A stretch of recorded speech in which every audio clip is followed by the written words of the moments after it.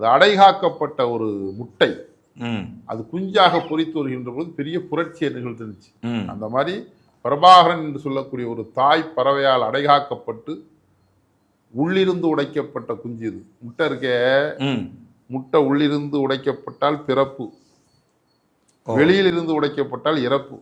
சரிதான் சரிதான். இப்போ நம்ம பல பேர் பார்த்தீங்கன்னா வெளியில இருந்து தான் உடப்போம், முட்டையை வாங்கி முட்டையை உடைச்சு ஆம்லேட், வெளியில இருந்து உடைச்சு ஆம்லேட் போடுவோம். வெங்காயம் போட்டு ஆம்லேட் போடலாம். கொஞ்சம் தோசை மாவு ஊற்றி அது மேலே ஒரு முட்டையை ஊற்றி தடவுனீங்கன்னா அது முட்டை தோசை ஆகிடும். அதே கொஞ்சம் அந்த வெந்நீரில் போட்டு அவிச்சு வெட்டி போட்டு வச்சிங்கன்னா அது இந்த இது மாதிரி குருமா மாதிரி, முட்டை குருமா மாதிரி ஆகிடும். சரி. நல்ல முட்டையை தேர்ச்சியான முட்டையை பரவிட்டு அடை வச்சிங்கன்னா அது குஞ்சா மாறிடும். ஆமாம். இவ்வளோதுக்கு அது கூமுட்டையாக இருக்கக்கூடாது.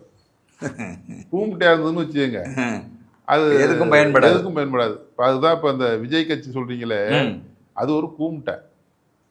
சித்தாந்தம் கிடையாது, தத்துவம் கிடையாது, தனித்த பிற ஆற்றல் கிடையாது, ஒருத்தர் கேள்வி கேட்டால் பதில் சொல்ல தெரியாது. அங்கே இருக்கக்கூடிய பொதுச் செயலாளர் செங்கோட்டையன் அப்படின்னு சொல்ல வாயில வரல. ஓஹோ. ஒரு 2.25 கோடி இது ரேஷன் கார்டு இருக்கு. சரி. ஒரு கார்டுக்கு 2 ஓட்டு இருக்குங்களாம். ஓஹோ. 2.25 கோடி நம்ம 4.5 கோடி ஓட்டம் வந்துட்டு இருக்கா? மொத்தம் 4.5 கோடி ஓட்டம். அப்போ மற்றவெல்லாம் யாரும் இருப்பான்? அது சரி. விஜயனுடைய வாக்கெல்லாம் வந்து யாரும் நம்மளதெல்லாம் ஒன்றும் சிதைக்க போறது இல்லை. விஜயோட அரசியல் நம்ம கிட்ட நெருங்காது.